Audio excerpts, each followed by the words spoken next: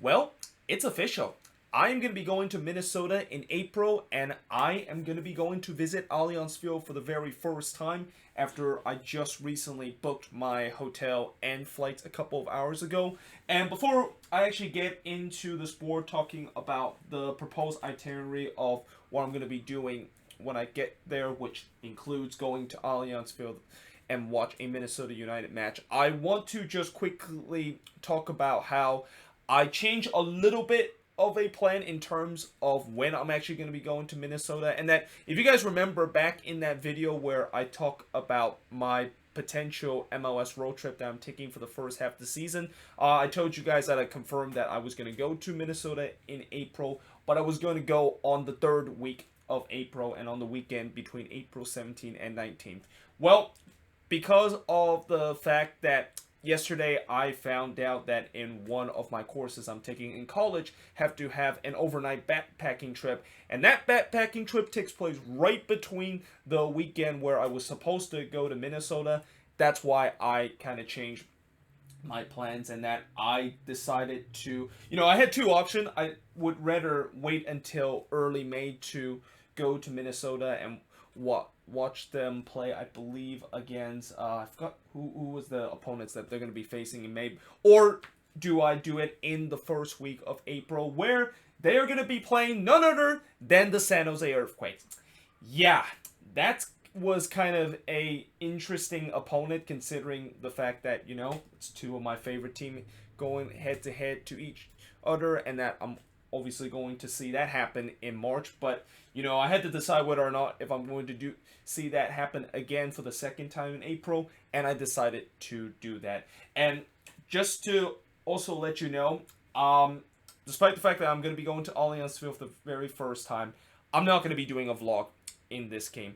And I will still do video when I go to there. I will actually do a video and kind of just me touring around Allianz Field that is going to be on my second channel. And then after the game, I of course will do my match review live at Allianz Field and talk about what has happened in the game. But I will not be doing a vlog during the game. And the reason why I'm not doing a vlog for this game is that if you guys remember when I did that video where I talked about the changes that I'm going to do for the match vlog from now on, one of the changes is that I will only vlog games that the Quakes are going to be playing against a pretty important opponent, or if the Quakes are going on the road and I'm doing an away day, which technically this kind of qualifies it. But the one thing that does not qualify, and the one thing is the reason why I'm not vlogging this, is that if two of my favorite team, or whenever Minnesota play against the Quakes, except if both of these teams meet in the playoffs, I will not be doing a vlog, because it just will feel so weird of me kind of like filming, and that in some way I'm kind of like rooting for both team, and it just makes the vlog very awkward and kind of very not really entertaining to watch in some sense. So that's why I decided to not vlog this game, even though, as I said, technically I should be vlogging this game because this is an away day for the Quakes. But other than that, that's really the only change I did, and that I am going to be going during the first week of April, and this is actually going to be taking place right when, I think it's going to take place right between Easter weekend, which I know I said before that I usually don't like to go to a city to watch an MLS game during the holiday season, because that's usually where the hotel and the flight tickets are the most expensive. But ironically, when I search up the flight tickets and the accommodation that I'm gonna be staying while I'm in Minnesota during this time, they were relatively cheap, and that in some way it was actually cheaper than if I would have gone to Minnesota in the middle of April, and I would have gone during the weekend of April 17th and 19th. So yeah, that was kind of a little bit surprising. Obviously, I didn't want to say no, since it's right between spring break where I don't really have anything else to do, and I don't have to go to school. So that's why I decided to choose this day rather than wait until May, where it's going to be a couple of weeks before final exam, and I really don't want to do like a vacation doing a couple of weeks before final exam and a couple of weeks before when we get to the last couple of classes that we really need to attend because we want to find out information about final exams. That's going to be happening in the middle of May. But anyway, let's actually now talk about this board and talk about the proposed itinerary that I put. So what I'm going to do is that I'm going to be leaving on April 3rd, and I'm actually going to be flying out of Oakland, and this is going to be the first time I'm actually flying out of Oakland. I'm going to actually take Southwest to Minneapolis from Oakland, and that flight is going to be leaving at 6:50 p.m. I actually never knew that Southwest actually fly nonstop from the Bay Area to Minneapolis. I think Oakland is like the only place where they actually do it, and that they only have like one flight, and that flight is going to be in the evening. And the other thing I like about this is that not only it was the cheapest option that I can find, and not only it's Southwest, which is one of my favorite airline to fly, but I also like the fact that it is a night flight and that I don't have to wake up crazy hour to go to the airport and then take a flight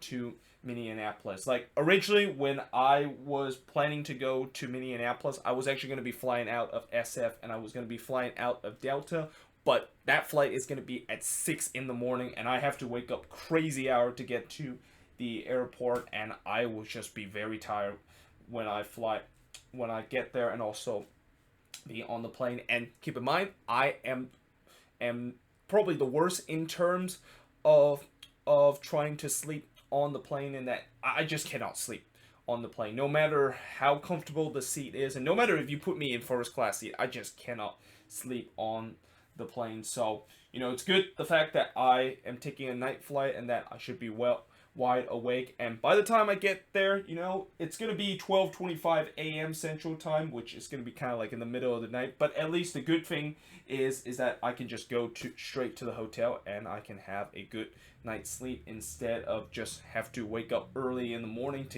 to catch a flight to go to Minneapolis. And then for the rest of the day, I will be just feeling so kind of drowsy because of the fact that I woke up so early in the morning, and that flight was really took a lot out of me.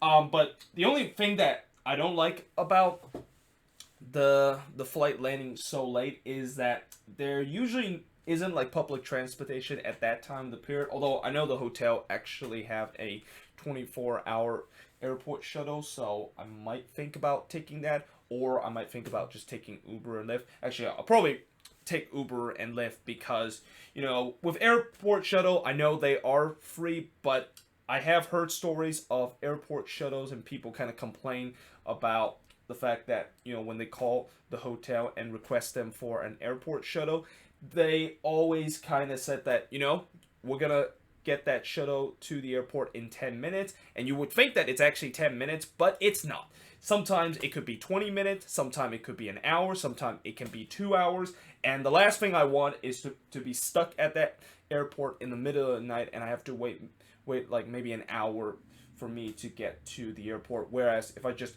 call Uber or Lyft, I can it's guaranteed that the driver is going to be there right on time, and it's probably even going to be faster if I take Uber and Lyft than if I would have taken the shuttle. It's going to cost me a little bit extra, but at least I don't have to be stuck at the airport in the middle of the night and being very tired and want to just go to the hotel and immediately go to sleep when I get there. But yeah, so that's kind of the plan of what I'm going to be doing on the first and second day. And then on the next day when I woke up, I'm of course going to be going to Allianz Field. I'm going to have like around a half day to burn when I'm at Minneapolis. I'm not quite sure what I'm going to be doing there. I mean, I have a couple of options. Either go to Mall of America, which is actually right next to the airport, and I'm actually staying right near the airport, so I can literally just kind of walk there. Or maybe I can just go and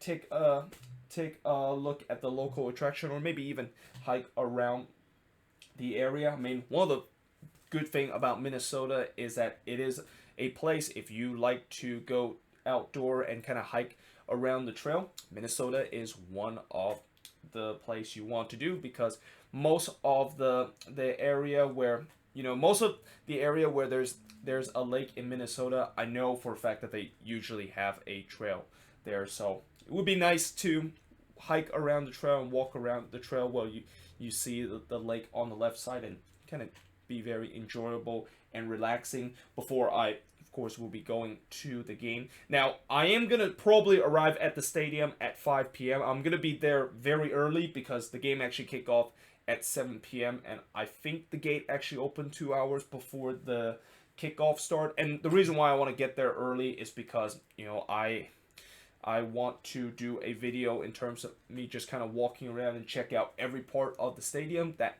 is going to be uploaded onto my second channel. And I also want to kind of go into the store and probably shop around to see what I can buy. I'm definitely going to try to buy something in the store because, you know, it's one of the few time where I can actually buy Minnesota merchandise without actually have to go into their online team store or go on the league website. So I'll probably do that, and then, you know, that's why I'm going to be arriving there early. And also I'm going to have to try to see if there's something I can eat in the stadium. I know usually I don't like to go into the stadium and eat, but since this is the first time that I am there and I want to try out some of their local cuisine in the concession stand, that's why I'm going to try to do that.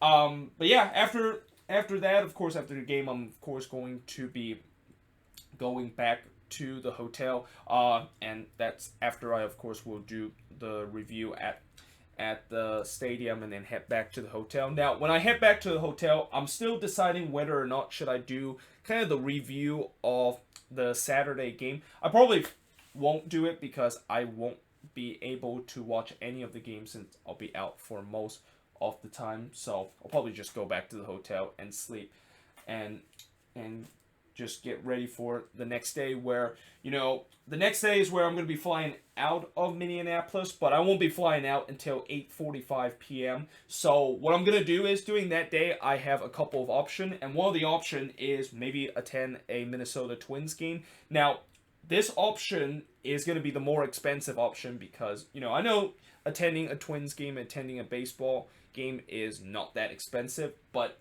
it's Sunday, which means that it's usually Sunday, when you go and watch a baseball game, it's usually one of the most expensive day to attend a game.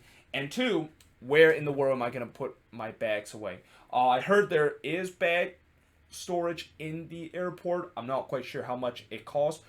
I might think about putting my bag at the hotel and maybe going to the game. But if I cannot find a bag storage, I might as well just kind of not go to a Twins game and just kind of like walk around and hike around to see what I can find before go to the airport at 8:45 and returning to SF at 11 p.m. Pacific time. So yeah, that is pretty much my proposed itinerary. Obviously, things can change in terms of this itinerary. One thing that will not change is going to be me going to Allianz Field. I haven't bought the tickets yet for this game. I'll probably buy it maybe about a week or two before the game start, because usually when you, like, I could buy it right now, but I want to wait to see if there is more option. Like, right now, I look on the SeatGeek website, and they have different seats there where I can, of course, just buy the ticket. But the reason why I want to wait 1 to 2 weeks in advance is that I get more option, and hopefully